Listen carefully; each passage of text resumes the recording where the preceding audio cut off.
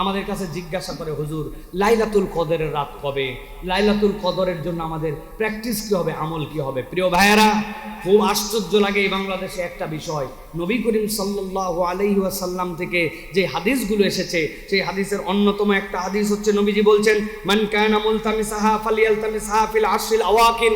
কেউ যদি রমাদানে লাইলাতুল কদর খুঁজতে চায়, সে যেন রমাদানের শেষ দশকে লাইলাতুল কদর খোঁজে। নবীজি বলছেন, যদি তুমি পারোই না, একদম দুর্বল, ফালা ইয়াগলাবান্না আলা সাবিল বাওয়াকি, সে যেন কখনো শেষ 7 দিন বাদ না দেয়।